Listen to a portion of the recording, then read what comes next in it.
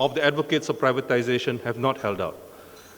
Now, on the negative side, there's much more to relate.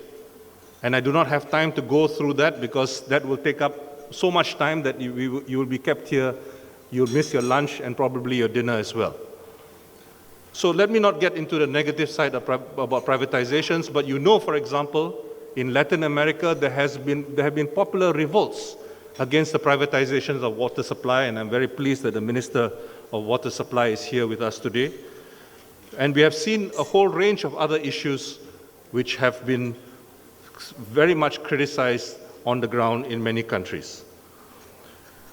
And more recently, we find that Professor Chandrasekhar, for example, who is a son of Kerala, has made the argument, which is now increasingly recognized internationally, that for well-functioning banking systems which serve development, economic development, it is very crucial to have a nationalized core of the banking sector.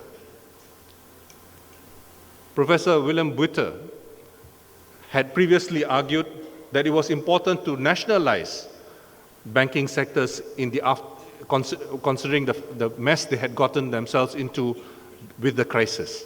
But I think Professor Chandrasekhar's argument is a very important and compelling argument to be considered by developing countries more generally. Now, reforming privatization, it is now generally acknowledged, has resulted, and particularly mass privatization, which I referred to earlier, has resulted in a vicious circle of state-owned enterprise as well as government failure. And the result has often been what some people politely refer to as patrimonial capitalism. It's a polite way of saying oligarchic capitalism with tremendous corruption. This is basically the result in the former Soviet Union and in many other countries as well. And now the new mantra is that what you need is strategic ownership and competitive ownership, and all this is needed to develop what is considered to be ideal form of liberal capitalism. Now, all this is not to say that there are no challenges for state-owned enterprise reform. And this is why the work which we have been doing is really to consider the alternatives to state-owned enterprise management and governance. As the Minister has correctly pointed out, these continue to remain challenges which we all will need to consider. But these are important issues which are best dealt in the following sessions which we are going to have over the next day and a half. Let me just remind you that there are often very, very different reasons why you may have problems with state-owned enterprises. And it's very important to recognize the diversity of reasons, because as with everything else, one size does not fit all. There is no simple formula. And to presume that ownership and public ownership is the problem is not only erroneous, it is often very misleading. It is very misleading for a whole range of reasons, and it's very important for us to recognize the need to do careful studies to consider what may be problems with state-owned enterprises. Now, if the claim, however, which was made for the last 3 decades or so, was that privatization would result in greater efficiency. It's important for us to recognize that there is very little reason to accept most of the arguments which were made. If we look, for example, at the whole question of ownership, ownership in and of itself is often not a major problem. Whether it is, and the major economic argument for this is what is called principal agent issues, principal agent problems, where you have ownership by one party and you have management by another party, the agent. And it is often argued that the agent will not necessarily reflect the direct interests of the ultimate owner. And this is a problem which you face whether with publicly owned companies, in other words, private companies which are owned by shareholders, or with public enterprises. This is not an issue which is unique to state-owned enterprises. We also know that state-owned enterprises have been run efficiently, and we also know that there are many state-owned enterprises which operate as natural monopolies for various reasons, and whether it is publicly owned or privately owned, insofar as you have a monopolistic situation, that monopolistic situation is not going to go away. And when you privatize what is essentially a natural monopoly, you run the risk of a great deal of abuse of those monopolistic situations. We also find that many state-owned enterprises play a redistributive role. They socialize some of the costs and they absorb some of the costs so that user charges are not onerous. And this is absolutely important if a government seeks to share burdens, seeks to redistribute, seeks to pursue cross-subsidization. If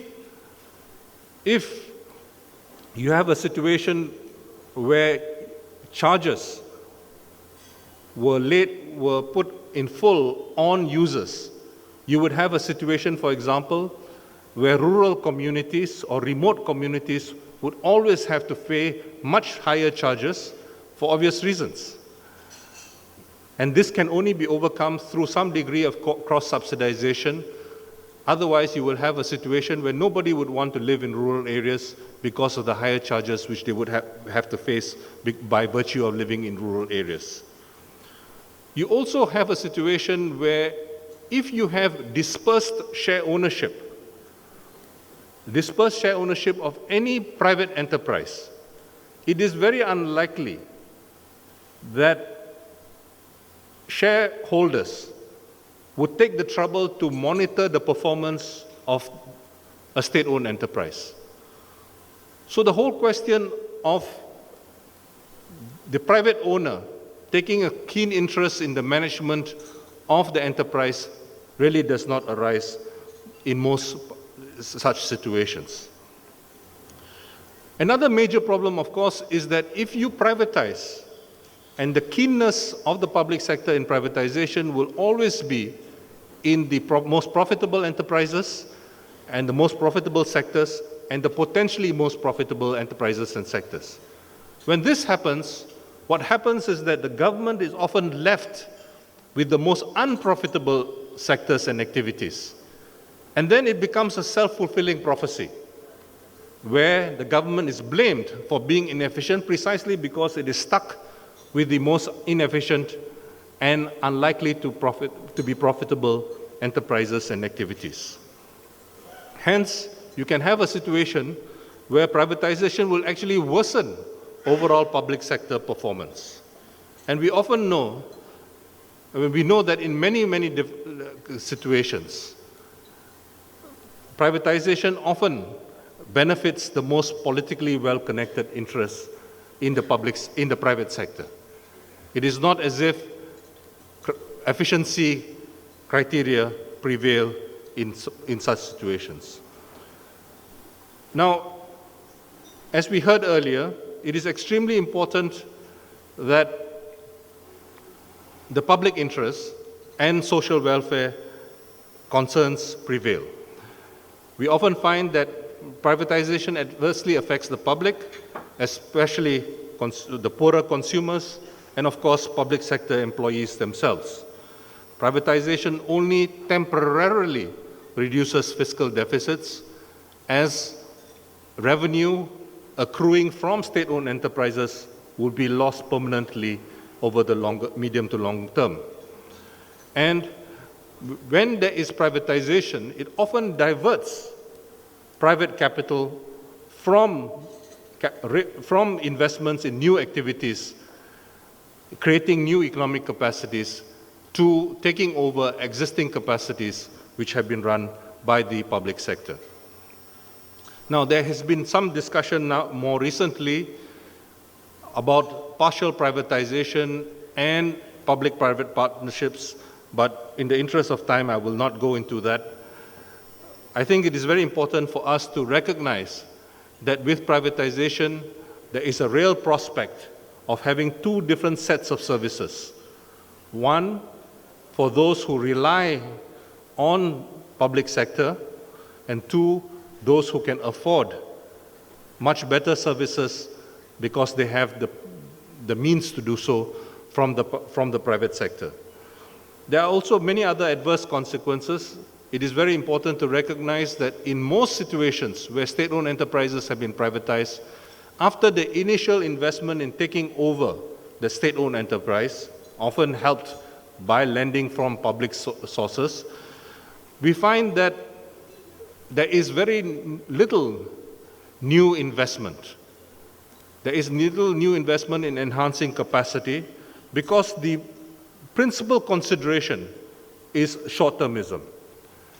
As you all know, markets, financial markets, the stock market in particular, now places great emphasis on short-term profits. There's a built-in tendency with the dominant influence of stock markets to focus on short-term profitability. And this has a major effect in distorting the functioning of most enterprises. And it also tends to discourage investments. And that's why you will see that with the rise of the stock markets, you often find that investments in new productive economic capacities often tends to decline. And so although there has been a significant increase in financial resources available for investment, investment in new capacity has actually declined over the last 2 or 3 decades. Now, another very important consideration, of course, is the likelihood that privatization is going to result in a great deal of corruption, as has happened in many different situations, and which I won't elaborate on right now. Now, there are, of course, a great number of confusions in much of the discussion and debate on privatization. It is very important to recognize that the ownership issue is quite distinct from the issue of market structure. There's a tendency to think that somehow or other, when you have privatization, that you will suddenly have market forces prevailing.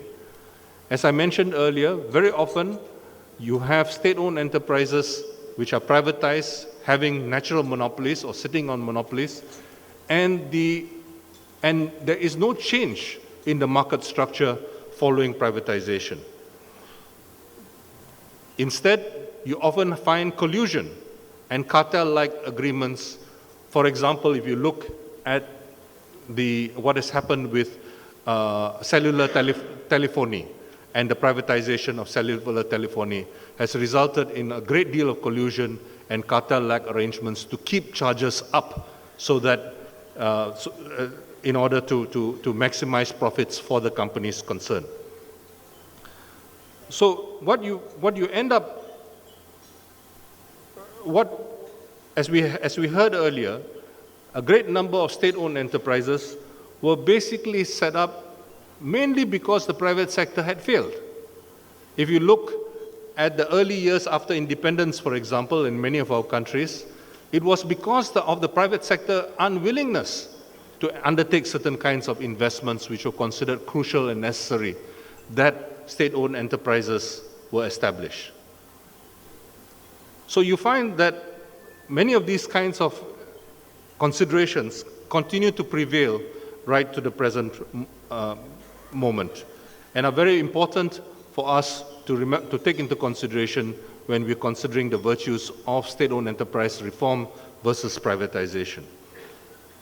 Now, there are, of course, questions, many issues which need to be considered, and it is very important for us to recognize, as I suggested earlier, that since no one size fits all, what the preferred option is for state-owned enterprise reform is often not something which is determined a priori. You cannot determine what is the appropriate type of reform and make a general statement for all state-owned enterprises. One needs to consider what the state-owned enterprise is supposed to be doing, what are the problems which are hampering that achievement, what are the problems, and then bring about an appropriate reform agenda. So state-owned enterprise problems are usually not problems of ownership per se, with the few exceptions which I mentioned earlier.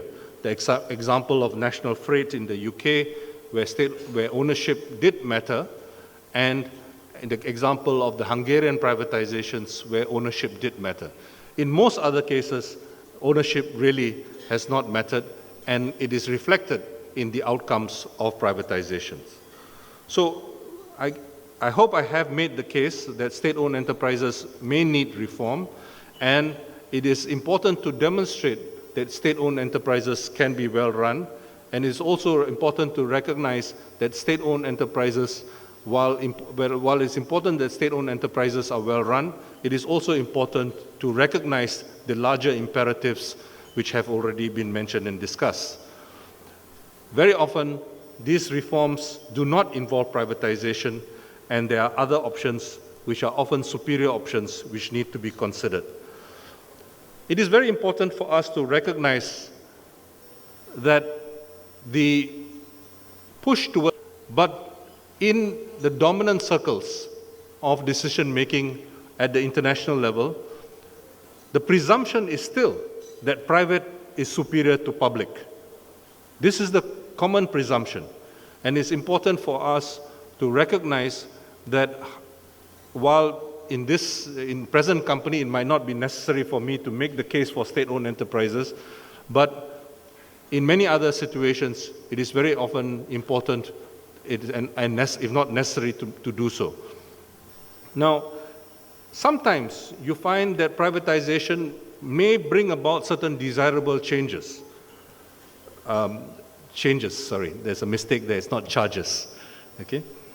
And these desirable changes are changes, for example, the change which I referred to in the case of National Freight, which is not directly related to privatization, but it is due to the fact that you had an employee buyout, and the employee buyout resulted in a degree of management reform, in a type of management reform which was very appropriate for that particular enterprise. But to attribute that improvement to privatization itself is not necessarily a case. If you had a management system which was much more sensitive to the particular challenges which were facing freight haulage in the case of National Freight, you could have achieved that improvement without privatization itself. So here we have to recognize and distinguish between these changes which follow privatization, which may not be related to privatization itself. It is also very important, as I mentioned at the outset, to recognize that many of the recent nationalizations have got to do with nationalizations of costs and nationalization of losses. And some of them have already been reversed. As you all know, General Motors and the companies in Detroit, the major automotive companies in Detroit, were all nationalized effectively by the Obama administration. And 2 weeks ago, General Motors was resold on the stock market in New York. This was not absolutely necessary, and I think many people, for example, people concerned about climate change, would have insisted that General Motors and the big three in Detroit were all compelled to producing not only an electric car, but also the supportive infrastructure for an electric car to transform the character of the automotive industry in the United States, and in turn to compel a transformation worldwide.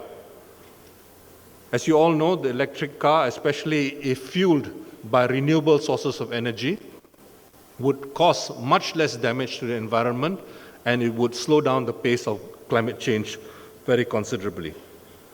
But this opportunity, unfortunately, was not seized upon. But to come back to the key issue, we see here, yet again, that particular nationalization had very little to do with the kinds of motivations for state-owned enterprises which we talked about earlier, but rather was due to a desire to socialize costs and socialize losses and to try to revive particular enterprises in a very difficult situation. And more recently, as you all know, since the slight impact